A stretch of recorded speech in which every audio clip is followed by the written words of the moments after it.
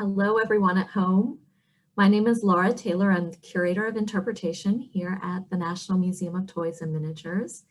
And I want to thank you for joining us on this very rainy Saturday, or at least it is here in Kansas City, for our Meet the Experts panel, Women in STEM. And today we are joined by Dr. Shelly Cooper, who has been an educator for 25 years and has studied telemedicine. And she actually founded the platform Sure Show, which replaces no-show doctor's appointments and late cancellations with billable telemedicine appointments. And then she has also founded a nonprofit, a charitable organization, which is called Diversity Health Network, that provides health services, telemedicine health services to underserved families. So welcome, Dr. Cooper. We also have Dr. Kellyanne Jones-Jampgard, and Dr. Jones-Jampgard is a biological specialist with the National Institute of Food and Agriculture, an agency within the U.S. Department of Agriculture. And before joining the NIFA, you were with the KC, I'm blanking, the Prep KC. Prep KC, and I feel so silly because I volunteered for them. Prep KC, and you served as a fellow on the Committee on Women in Science, Engineering, and Medicine as a policy fellow, and you also were appointed by Mayor Sly James to serve as a commissioner on the Kansas City Health Commission, which was tasked with improving health here in Kansas City.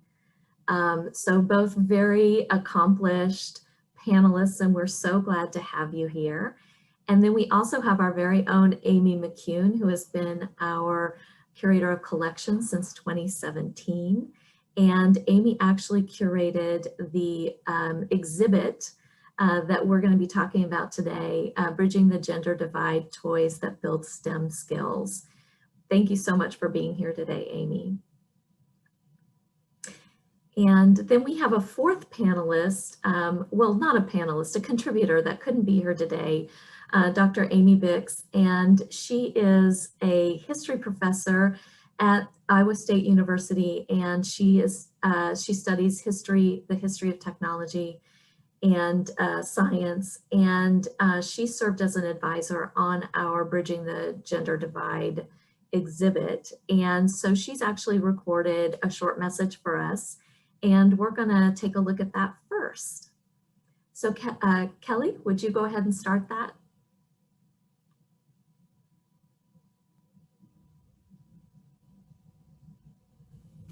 I'm Amy Bicks, Professor of History at Iowa State University. I specialize in studying the history of women and gender in science, technology, and medicine.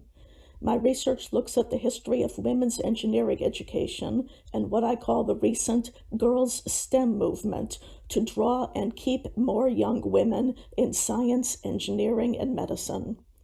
One of the most important things I tell my students is that science, engineering, and medicine are human fields shaped by the rest of history, which includes centuries-old assumptions and biases about intelligence and what is proper for some people or not.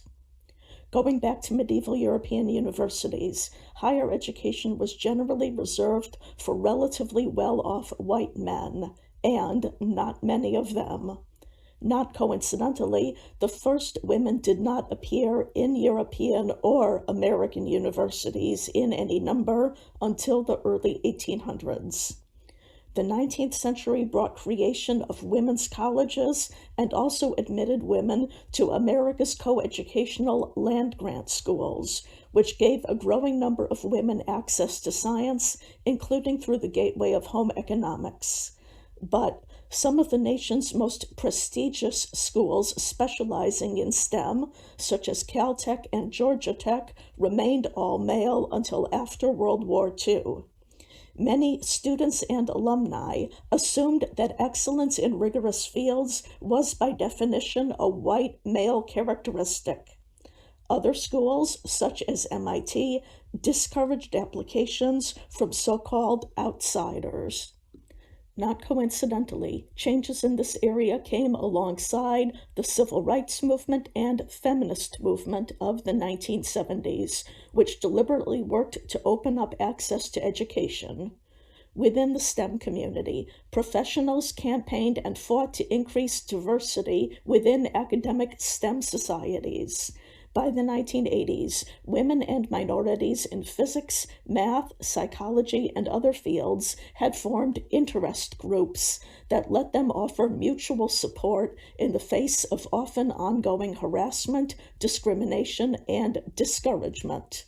Organizations institutionalized networks of mentorship, offering advice and scholarships to assist recruitment and retention in the next generation.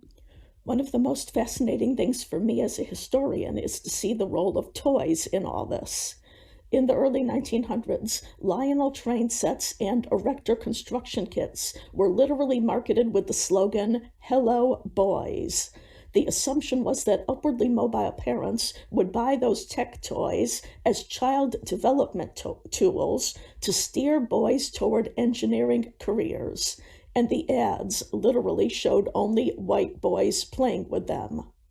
Later, during the Cold War, gender-limited assumptions led one company to market a chemistry set for boys alongside an identical set for girls, which had a pink cover, branding it as a lab technician set, making it very clear from the outset what was gender appropriate as far as career aspirations.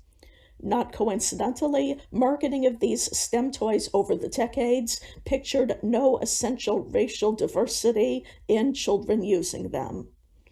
Not coincidentally, the recent interest in opening STEM careers to a wider cross-section of young people has led to invention of new toys aiming to support that purpose. Goldilocks was invented by a female engineer, as was the dollhouse construction toy Ruminate. Those toys promise to encourage girls to become comfortable with tinkering, long valued as hands-on pre-engineering experience. The other impressive thing is the way STEM diversity today has become embedded in major organizations. Universities, corporations, K-12 schools, museums, Girl Scout troops, and others, and the federal government have all committed enormous energy and millions of dollars to promote STEM outreach to new groups of young people. It's vital to recognize the continued limits of such programs. Outreach does not serve all geographic areas equally well or automatically reach disadvantaged families. Inequities in the school system, extracurricular programs, and communities remain extremely serious matters demanding action. Ongoing headlines detail the difficulties of dealing with harassment and bias in Silicon Valley and in the STEM world itself. Yet the most impressive thing for me as a historian is to see just how much has changed over a relatively brief period of time. For me, one of the symbolic turning points came in President Barack Obama's term, where he hosted an annual White House science fair that often promoted themes of diversity in STEM.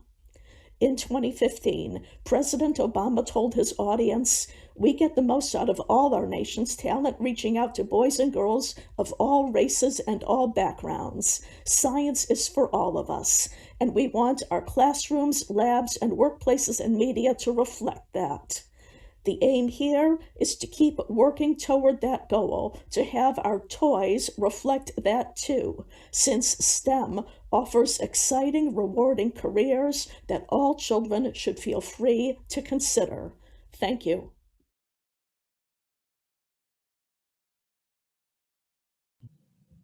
And I just want to thank Dr. Bicks, who couldn't be with us, for recording that overview of the topic that we're talking about today. And next, I'd like to ask Amy if she'd like to tell us a little bit about her process in creating the exhibit. Sure. Thank you, Laura. Let me just one thing.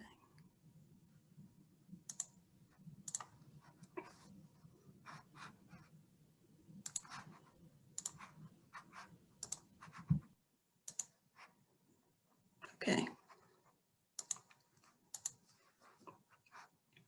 So Dr. Bicks has provided a really nice overview of the topic that we explore in the exhibit, Bridging the Gender Divide: Toys That Build STEM Skills. What are the explicit and implicit messages in the way toys have been presented over time? Here we have a rather stark contrast between the ArchiToy lumber set produced in 1930 versus the Zohm Adventurer kit from about 2005. Both are sets that help children develop spatial skills, but the way they portray gender roles is vastly different. To explore the topic, we divided the toys into categories that loosely relate to STEM disciplines: science, technology, engineering, and math. The toys could be fairly easily segmented into building toys, science toys, mechanical and electrical engineering toys, and math toys. I say easily, but some toys like the Zohm kit could fit into most of these categories. In fact, shortly after its introduction in 1992, mathematicians, physicists, and other research scientists started using Zohm kits to create models to aid in their research. We included one additional category of toys, strategic toys. Although not a primary STEM skill, developing the ability to think strategically is one of many soft STEM skills. This version of the popular battleship game was introduced in 1967. On first glance, it portrays an image of a father and son bonding over playing a game. But do you notice the mother and daughter doing dishes in the background? That's just the tip of the iceberg if you start to unpack the messages in this toy, which was released while the United States was embroiled in the Vietnam War. It is difficult to say how much the cover was influenced by the belief that boys needed to build their strategic thinking skills for their future careers, or the fact that boys were facing the very real possibility of serving in combat positions in the military. We use a tool at the museum developing exhibits and programs called Understanding by Design. To start the planning process for the exhibit, we identified goals and desired understandings for the exhibit. A primary goal was to challenge perceptions about gender in toys. One object that I would have loved to include in the exhibit is this Lady Lionel train shown on the right. This toy was introduced by Lionel in 1958. It included accurate details just like the train on the left, but in a pastel color theme. This particular toy has been described as wildly unsuccessful. Many girls who were interested in playing with trains, which involved building skills in electrical and mechanical engineering, wanted to play with the same lifelike trains as their male counterparts. Our first desired understanding was that toys are educational tools that teach important skills. When girls are left out, they do not acquire necessary skills or confidence. This is a wonderful display from the Brighton Toy and Model Museum of the buildings and bridges that could be made with F.A. Richter's anchor blocks, first introduced in the 1880s. The company was one of many during that period that used testimonials from engineers about how this toy helped develop skills they used in their professional careers.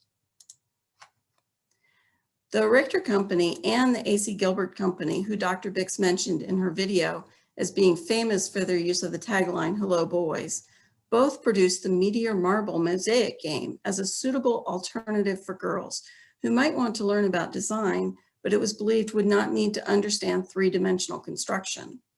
The language above is directly quoted from an informational brochure published with a set of anchor blocks. Our second and third desired understandings are related.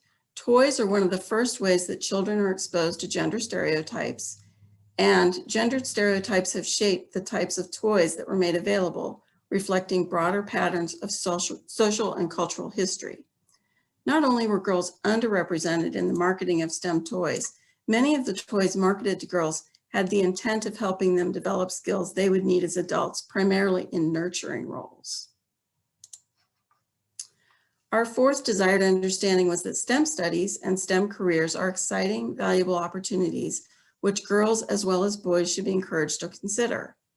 Having more diverse participation in STEM ultimately can improve knowledge in science, engineering, and medicine by incorporating important new perspectives. We reviewed this idea in a variety of ways in the exhibit. Here we see the doll that Mattel produced of NASA mathematician Katherine Johnson, whose story we learned in the 2016 movie Hidden Figures, and a drawing of her in a coloring book and matching game that is made available to our museum visitors. An important research component of our project was to interview successful women in STEM careers, 2 of whom are participating in this program, and explore how their experiences relate to the themes presented in the exhibit. This interview process had several profound effects on the final exhibit, including the addition of a section on the importance of mentoring for women who pursue careers in STEM. A few of our interviewees cited civil rights activist Marian Wright Edelman's famous quote, "You can't be what you can't see." I'm going to stop here so that we can hear from these 2 amazing women who so generously shared their stories with us and are here to share them with you today. Thanks so much, Amy. I just want to remind our folks at home, if you have any questions, you could put them in the bottom in the Q&A section, and we will ask them for you. But the very first thing that I wanted to talk about, something that resonated with me from Dr. Bicks's video is just the access, the geographical access to things, and having gone to high school in a rural area, that just resonates with me. So actually I was going to start with Dr. Cooper. Could you tell us where you grew up and what your access to STEM skills and STEM toys was like? Sure, and thanks for having me here. I'm so excited to participate. Well, just a brief history of my upbringing. I was raised here in Kansas City, Missouri, and attended public schools. It was a different day then when I was in elementary school. Actually, we were discouraged, girls in particular were discouraged from playing with boy toys. We were supposed to play with dolls and have homemaking kits and learn to cook. And specifically, I remember, and I'm not sure if I shared this with someone there previous, but when I was in 2nd grade, it was still a time of the end of the civil rights movement, or at least an end of legal segregation. And so all of the Black and brown children in my class in 2nd grade, we were restricted to only playing with the Little Black Sambo game. It was a board game with really accentuated lips and large eyes, and it was in really bad shape because it was the only toy that African American and Hispanic children were allowed to play with. So not only was there discouragement from playing with toys dealing with STEM, we were restricted from playing with other toys in general. So as I grew up and things opened up and we were able to have better access to other toys, we still were limited to blocks. You could build blocks and you could play with the boys' toys only if they were finished with them. It was only after they were done were we allowed to put our hands on those precious toys. And so in growing up, there was a lot of discouragement, a lot of focusing towards certain types of toys and certain types of careers. So that has been a huge influence in my upbringing here in Kansas City. Thank you so much. Dr. Jones-Jamgard, would you like to tell us a little bit about your upbringing and what your experience was? Yeah, sure. And thank you also for inviting me here to participate today. So I grew up in the Bronx, New York, part of New York City. And so I think because of growing up in a huge urban area, I had a lot of access, I think, to STEM related skills. So, growing up in the Bronx Zoo, the botanical gardens were, just a mile or 2 away from my house. We also had the Museum of Natural History, where my mom made sure we were members so that we could go to a lot of their STEM enrichment activities as kids. So things like, building model airplanes, getting to do dinosaur replicas in their dinosaur exhibit, which is, they have a huge collection of dinosaur fossils, and it's really fantastic experience. And those are a lot of my memories growing up in New York, just having access to all of these extracurricular things outside of just learning about science and STEM in school. And I was born in 1985. So most of my toy memories are kind of the early 90s.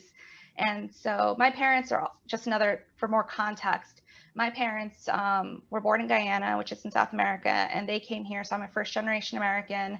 And a lot of my upbringing was, you're going to do better than we did.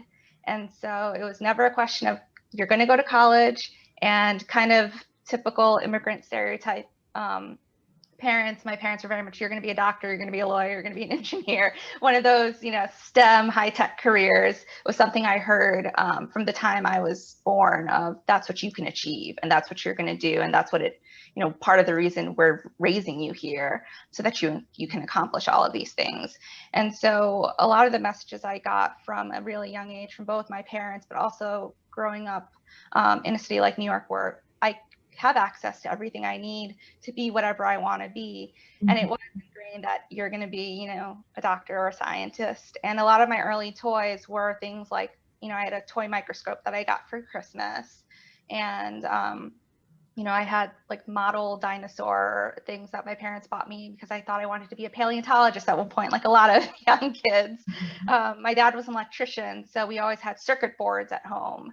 And whenever, they're throwing out things at the college that he worked at, he'd take them out of the trash and bring them home. So things like textbooks, or I remember a specific memory of a set of electrical books that had Disney characters in them. So like Mickey and Minnie Mouse doing like circuit boards that I thought were fascinating and I loved playing with. So those are kind of some of my STEM memories from an early age. So in some ways, it's kind of like, I don't remember a time when I didn't think I was going to be a scientist. And I do realize that it's probably a little unusual compared to other people's experiences in STEM. I think you've hit on one thing that I think is so important, that sometimes toys aren't actually toys. What we play with, or the things that we play with, are not necessarily meant to be played with by children, but they provide the really good early foundation. And you mentioned microscope. Were there any other toys that you played with that you could kind of point to now and say that would kind of provided an early foundation for me? Yeah, I think so. A lot of my early memories of kind of interactive play around science are with my dad. And as I mentioned, he was an electrician, so kind of in STEM, but he, went to technical school, doesn't have a college degree. But like I said, he, I was going to do better than he did. And so I remember on the weekends, we kind of alternated when I was little between building a dollhouse together, like from scratch. And so that involves obviously a lot of engineering skills. I didn't know I was doing engineering at the time, and he probably wouldn't have described it as engineering, but we built a dollhouse together. We do a little portion every weekend, so we stretched out over months, and that dollhouse is still at my parents' apartment in New York to this day. And he also would buy kind of, your DIY science kits. And so every Sunday morning we pick, something to do together. So whether it was build a volcano, or make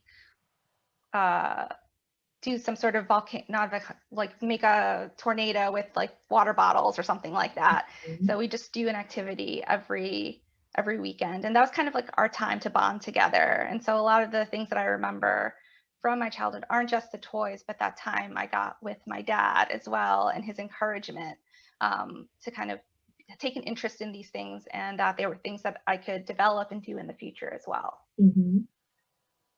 That's great. And Dr. Cooper, are there any toys or even play experiences that you could point to that sort of foreshadowed what you would be doing later on? Well, thinking back, I'm thinking about typewriters. Early on, typewriters were not electric, they were manual, and some folks might remember that. But the progression of typewriters becoming word processors, which eventually became computers, and then the whole technology boom that took place in that area. A lot of times in my generation, I should say, the girls were pushed towards secretarial skills, and the boys would have the automotive and the other types of events and activities that were offered to them. So as typewriters went from manual to electric, that's when the whole computer, my exposure to computers took place. So mine was more of a slower progression and not intentional. I was kind of forced from typewriters into computers, but during my college years, that was the time when we would have the punch cards. I'm really dating myself here, but the punch cards for programming, COBOL and all of that. And so instead of the programming that people think of now with coding, there were actual individual cards with holes punched in them that would run a program. And so it was mainly boys and men that were doing it. Very few women were involved in that type of thing. And the way that it was set up was the computer department was in almost a hole in the basement of the engineering department. So Dr. JJ, I don't know if you're talk to your dad about that type of thing, but as computer programs became more or less hands-on, where you could actually do that on a device of some type, that's how my computer skills and exposure to STEM actually took place. It was a little bit later on in life. But early on, a lot of the toys, as was mentioned earlier, were anything that was related to technology or STEM. Those were really relegated to the boys in the class. It was very seldom that you might see a girl playing with those types of toys. And so when we don't see it, just as Dr. Marian Wright Edelman mentioned, when you don't see it, you can't be it. And if you don't see yourself or others like you using those types of things and playing with those types of toys, it's hard for one to imagine that that's something that could be a career. So that has been my experience. I think that you've hit on a really important point about generationally how things have changed, and of course we're not done changing. But I wonder, Dr. JJ, can you think of any toy that you felt excluded from playing with? So I have a distinct memory of one Christmas. I have a younger brother who's about 20 months younger than I am, and he got Legos for Christmas. And it was very made clear that those are his and not for me to play with. He got the Legos and I was never given anything similar to that. Even though after a couple months, when he wasn't really playing with them anymore, I kind of commandeered them for myself and built everything that he didn't end up building because he wasn't really interested in it. My brother is not in a STEM field, but that was like that is the one thing that I remember kind of where it was like that, this is not for you, even though I had access to a lot of other things, like I mentioned, a microscope and other things that, my parents would bring home and expose us to. The Legos, to this day, I still remember that, and I still wish that I had had more Legos as a kid. Mm-hmm. I wonder if I could add just a bit. I just had Dr. JJ reminded me when she spoke of her brother. My brothers were very interested in how cars worked. And so they always were tinkering with some type of car part or trying to somehow reconfigure how the cars worked. My father would work with my brothers, and I have 2 older brothers, 1 younger brother, but I was never included in that group. So when they went out to work on the cars, they would get their hands dirty. And of course, girls weren't supposed to get their hands dirty. They were supposed to keep their hands clean for cooking and all of that type of thing. But one thing that really came to mind was my mother never drove. She never had a driver's license. My father taught my brothers to drive and how cars work, but he did not teach myself or my 2 older sisters to drive. He would always say that wherever you need to go, your boyfriend or your husband will take you where you need to go. So you don't need a driver's license. So it was even to the point of not only am I not familiar with how cars work, but I didn't even need to know how to drive a car. Now, this sounds really archaic now that I'm saying this, but it's real life. It was actually real life. And so it wasn't until I was a sophomore in college that I actually got my driver's license. So if you're not allowed to work on engines and cars and see how things work, it almost makes you have at least for me, insecure about working with things that have gears and motor parts, and can those things hurt me, or am I smart enough to work in those types of fields? And of course, I realize now that I am, but when you're not exposed to those types of activities and being able to tinker and play and realize you're not going to break it, that I think that's what actually opens the door and allows you to really explore and play around with machinery and toys that related to STEM. So and I appreciate Amy exploring that. I hadn't seen those boxes. I saw them, but I didn't see them in the way that it was explained. And so with the mother and the daughter washing dishes as the father and the son played Battleship, that does really make you think, well, they should be in the kitchen and the father and the son should actually play with the strategic toys. So this is definitely an eye-opening experience for me today. That's wonderful. I actually was thinking about a quote that Amy ran across during her research from Melinda Gates about the father's influence on girls pursuing a STEM career. And do you remember the exact quote? It was something along the lines of, you know, that support makes a huge difference in being able to for a girl to push forward and try to pursue such a career path. Yeah. I don't remember the exact quote, but I do remember that your father's faith in you in being able to do that. It was specifically referencing her father. So I actually took a photo of that quote when I came to see the exhibit, because when I saw it, it really reflected my personal experience. You've heard me mention my father multiple times, and so I just pulled up the photo. So the quote was, it turns out that one of the single best predictors of whether a woman goes into a STEM field is whether or not her father believed in her when she was growing up. Yeah, that's pretty powerful. Yeah. I wanted to ask next, Dr. Cooper, was there, when was the moment when you decided what your career path was going to be? Well, actually, I started off in corporate America in banking. And so I always felt as if I wanted to have a career where I could help other people. And I didn't really feel as if banking was for me. But I thought education was definitely the way to go. And so having a business degree, I was able to get into a business teacher position sooner than any other type of educational position. And so business teacher led to computer applications, accounting, and other business related subjects.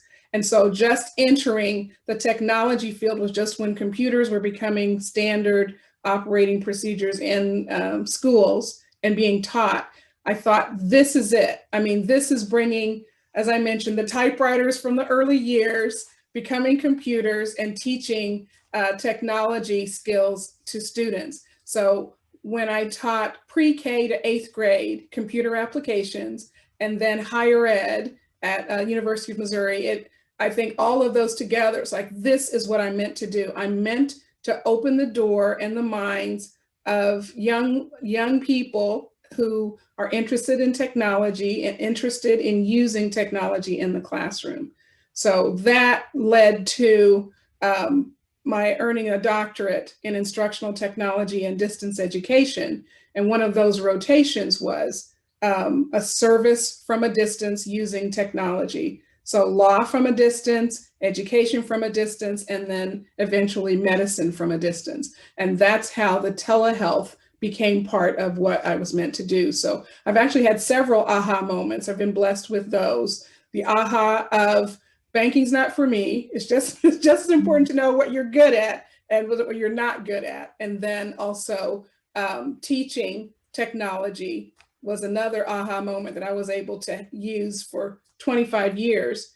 And then these last 6 years of operating diversity telehealth and creating the opportunity to implement telehealth solutions in clinics and in schools. And then the creation of the Sure Show app, which, as you mentioned earlier, replaces no-shows and late cancellations with billable telehealth visits.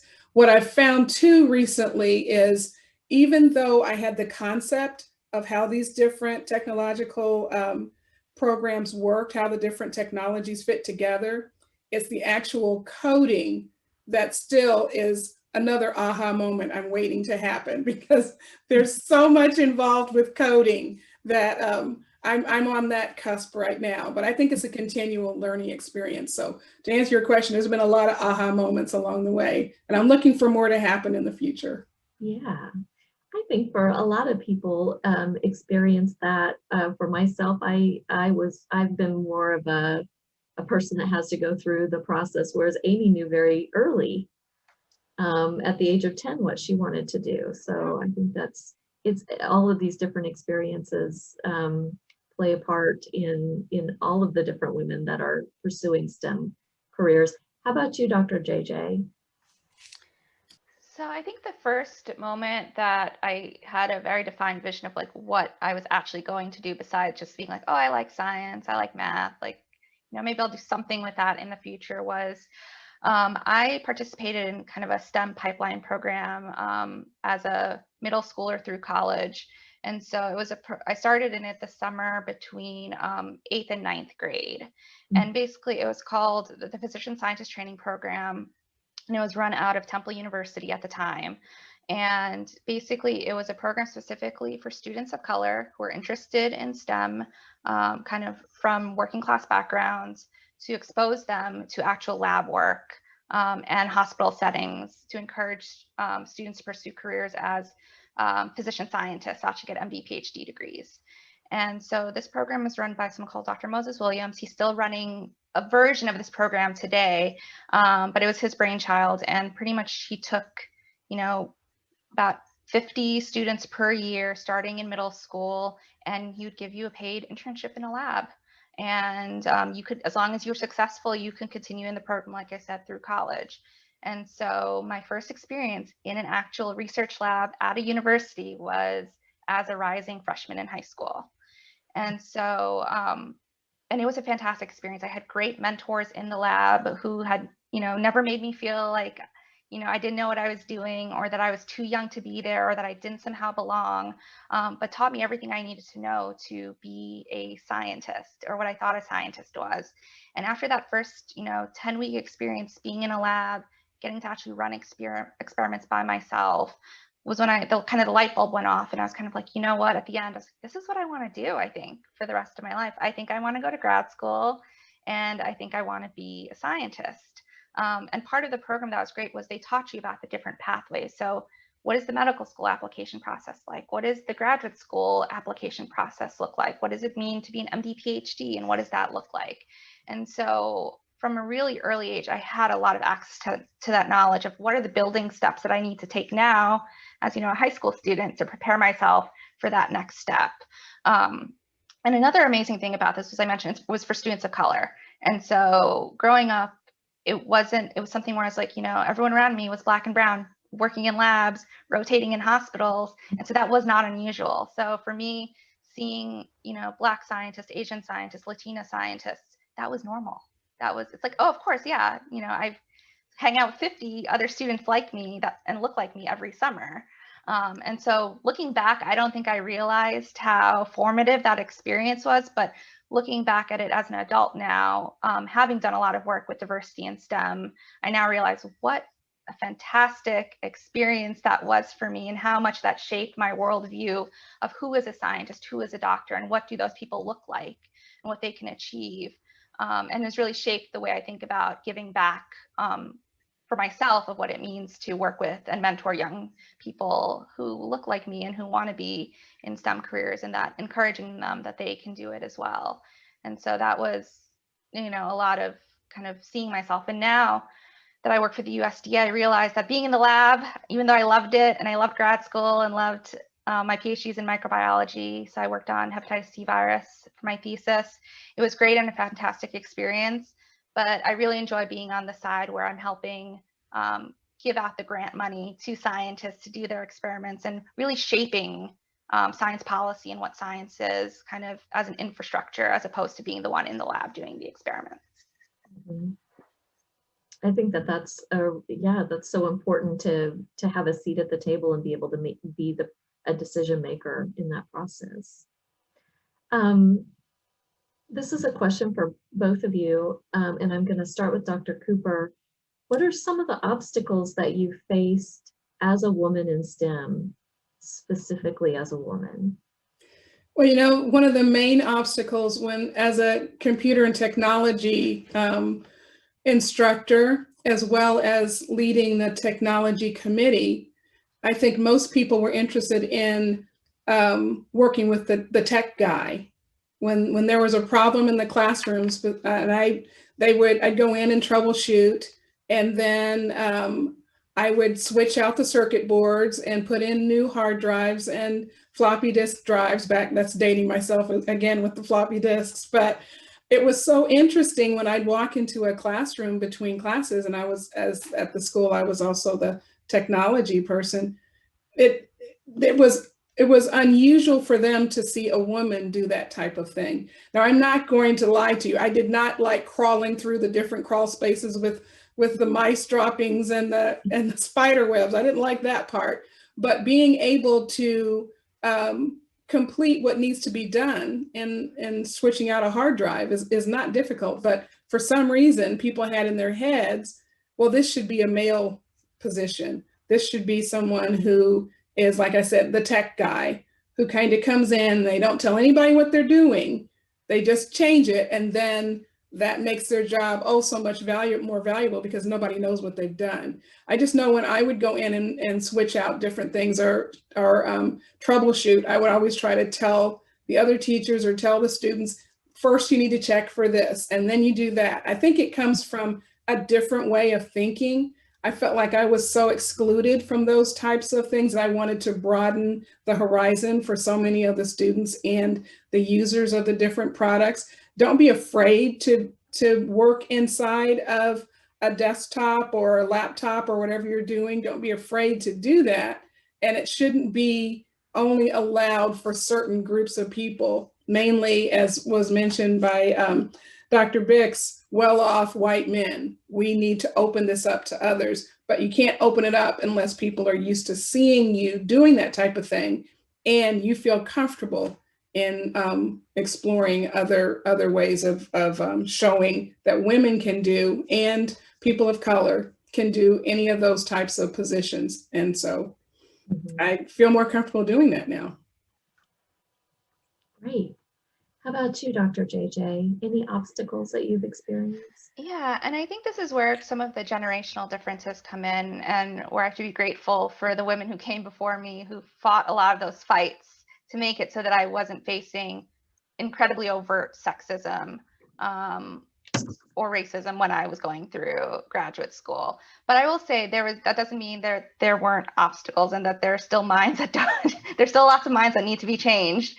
So for me, it was things like comments of, in grad school, another fellow graduate student told me, I don't think women are as smart as men when it comes to science. Like, you guys can do the science, like, obviously you can be grad students, but you're never going to be as smart as the male grad students. Or I also experienced things like I had a lot of leadership roles in graduate school. For example, I was president of our graduate student council, in our student government, and I experienced a lot of negativity from male colleagues about being in those leadership positions. Like, I had comments of like, I didn't think you were, I'm really surprised that you're actually a really nice person, because I'd only ever seen you being the leader or something. And so therefore there was an immediate negative connotation that I must be cold or, not friendly because I was the president of such and such group. And I think also just things like, I mentioned I've had all these internships in labs over many, many years, but in all of those lab experiences that I've had, I've never once worked in a lab that was run by a woman. They've always been men, always been men. And luckily in graduate school, I found some really great female mentors in my department and in the graduate school, but I never had that experience of getting to work for a female PI, principal investigator. And so I think while a lot has changed and while a lot of the overt gatekeeping is gone, there's still a lot of that under the surface assumptions of what someone is capable of based on their gender or race or some combination of their identity. And it's just kind of making sure the infrastructure is such that everyone has an equal chance at success.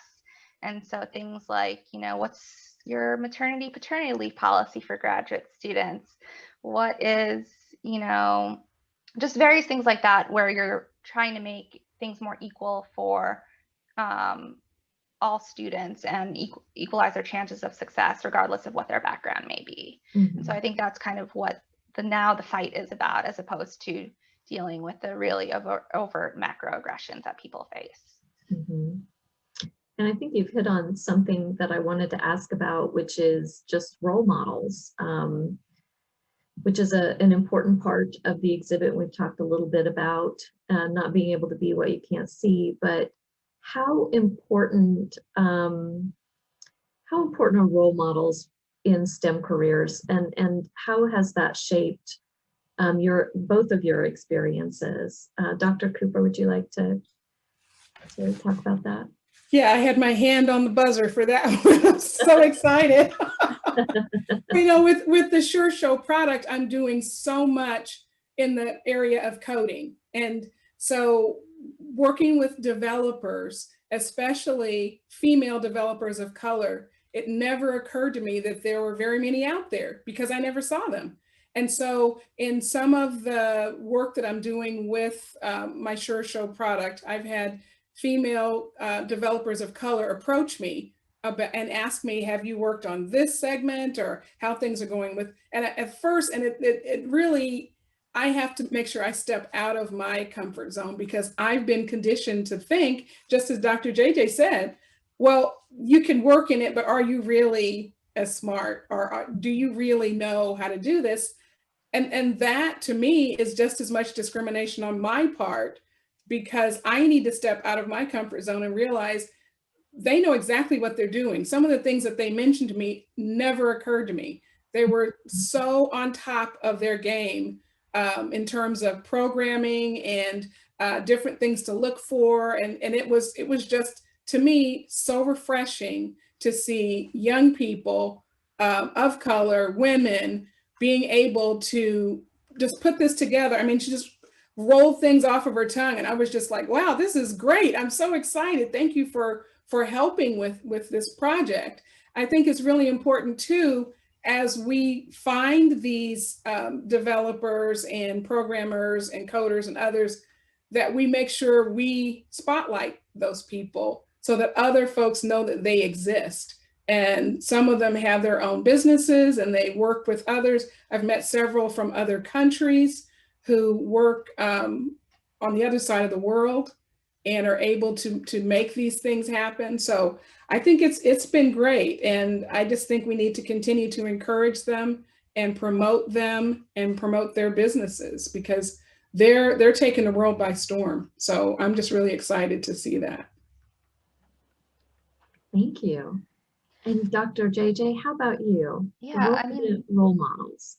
Mentorship is so incredibly important. And I've mentioned, obviously, my parents were some of my first biggest mentors. I mentioned my dad a lot, but my mom, she was also the one who, everything I did extracurricular, she was the one who signed me up for everything. She's like, okay, and drove me to, all of my sports events, to the museums. So she was there in the background being my cheerleader as well. I wanted to make sure I didn't leave her out. And then I think, as I progressed through my career through graduate school, I had really fantastic, not just mentors who were, my seniors, so people who were already faculty, but also peer mentors, like other graduate students who could help mentor me in things I didn't know, whether it was, a scientific method that I wanted to learn, or just someone to talk to when something wasn't working. So both having mentors who were a few steps ahead of you in their career, but also kind of at the same stage, were really important to me. But I also think, taking mentorship a step further, having people who are my sponsors was also very, very important. So not just people who I could turn to for advice, but people who are willing to kind of put their neck out for me and nominate me for things, or talk about me when I'm not in the room. And that has been equally as important in advancing my career because they've let me have opportunities that sometimes I didn't even know existed, but they believed in me. And so they, you know, nominated me for something or told me about something and encouraged me to apply or to look into it. And so I think we need to encourage people to have both.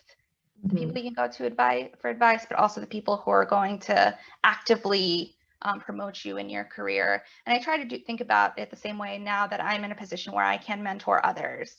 You know, looking for those additional things I can do, especially for at Prep KC when I was working with high school students. It's like, okay, how can I get them? They already are interested in STEM careers because they're in our programming for STEM, but how can I help them see that their dreams are achievable? And how can I get them in touch with not just people who like me, but other people who are doing things in different fields, just so they can see not only you know, that science is a career, but see all of the types of STEM fields that exist. And that, you know, it's not just being a microbiologist, it's not just being, you know, a computer scientist, it's not just being a doctor or a nurse, but there are all of these different fields that fall under that STEM umbrella that they can achieve, that I don't think we always do the best job of talking about or making sure that students know about as well. Thank you. We have a question from Emma, who would like to know, did you have any fictional role models? Characters in books, television characters, anyone like that? I think for me, all of the movies, especially Hidden Figures, I think I don't know how many times I've seen that film. It was so encouraging, not only as a woman of color, but as a woman. We never learned of the influence that those women had on the space program. And without that film, I don't think we would. So I think reaching back and seeing all the different women that played a part in the advancement of the STEM industry, I think would be great. But that one in particular is one that really hits home for me. Mm-hmm. So for me, so like I mentioned, I grew up, most of my formative years were the 90s essentially. And so for me, and this is not science per se, but I really liked Buffy the Vampire Slayer. Mm-hmm. So that was a show I really, really liked, and clearly very strong female lead, saving the world every week on TV. And so I think that, you know, played a huge part in kind of me seeing what women could do, seeing her kill vampires every week on TV. But also at the same time, you know, X-Files was also really big in the 90s, and you had Scully, who was the physician and, you know, running around looking for aliens as part of the FBI. And so I think that also had a really big impact on me as well. Those are the two shows that come to mind off the top of my head. But I know those two characters are usually kind of touted as providing really great female representation for people that kind of grew up in the 90s, early 2000s. What do you think are the most important things that we could do to encourage girls in STEM? For everybody that's watching at home that might have a girl, a daughter, a niece, a granddaughter. I think for what would really help is allowing hands-on, just being able to put their hands on different pieces of equipment or design different, use software to design different projects and things like that, and let them know they can't break it. I mean, I think that's what's so hard. We're so afraid that we're going to break something. There was one, and I can't remember the name of the software, but it was an architectural software that allowed the students to create their own physical structures. There was an architect that was working with the school I was at the time, and it allowed them to create three-dimensional architectural drawings. And they couldn't break it. I mean, every week when they came in, they could do something different and build something and learn about bearing walls and different ways that structures were created, and also be able to see that this could actually become something that's a real building that could be built, or some type of structure, or even renovating an older home. How does that work? I think it's really important if they can get their hands on and have the opportunity to do that, that would make a huge difference and take that fear away and let their hands get dirty. I think that's what really would help.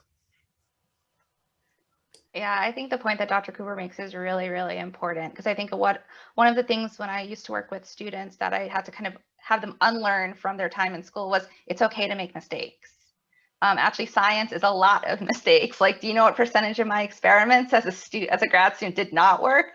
Probably 90%. I mean, you hear about the 10%, but it's really, I mean, failure is a part of science. And I wish students and kids had a lot more exposure to that, and knowing that it's okay if something doesn't work the first time. You just go back and try again. And I think letting that happen as a part of play is a great way to foster that.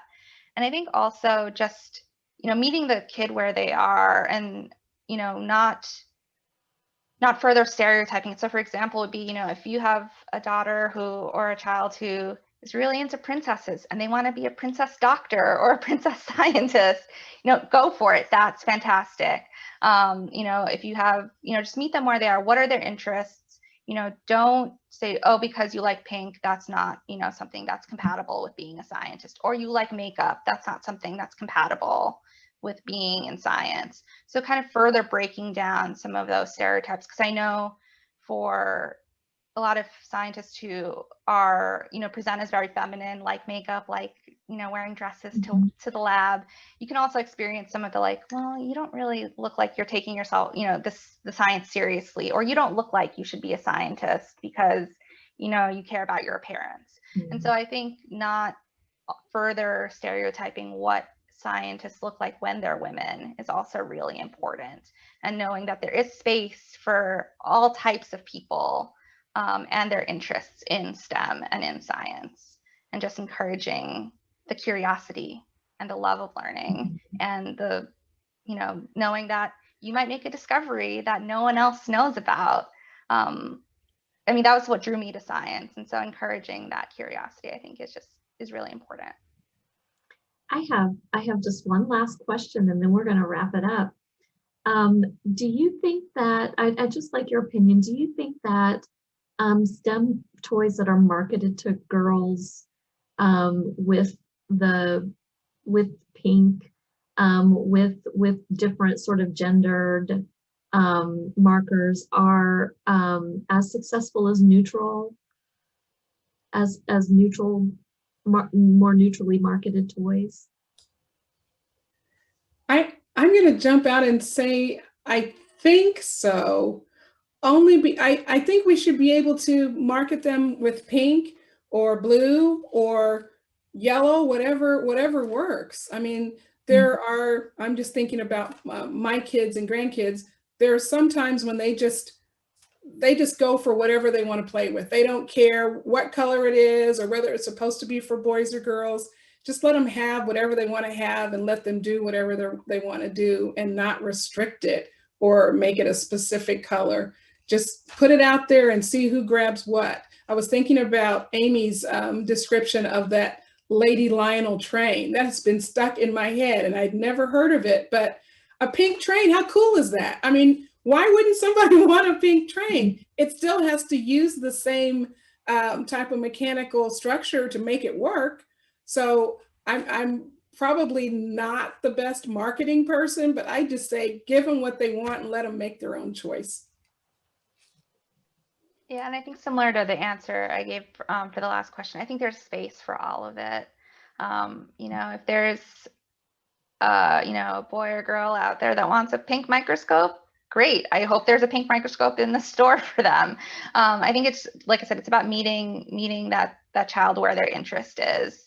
And, if a certain color or a certain motif gets them interested in it, I think it's great. And that there should be space for all of it, whether it's, very gendered with pink and butterflies, or if it's, very gender neutral. I think there's a child out there who wants the spectrum of all of that.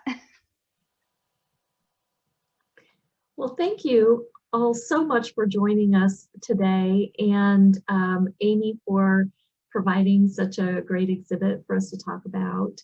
And I just want to say thank you to Dr. Cooper and Dr. JJ not only for being here, but for being role models yourself, for trying to work to change our systems, and spending so much time with students and making sure that you're being the person that they see, being the person that they can aspire to. So thank you so much for being with us today. And this session has been recorded, so if anyone would like to share it with someone in their lives, feel free to do so. It'll be up on our YouTube channel. Again, thank you so much. Thanks for having me. This was great. Thank you so much. I appreciate the opportunity. All right, bye-bye, everyone. Bye.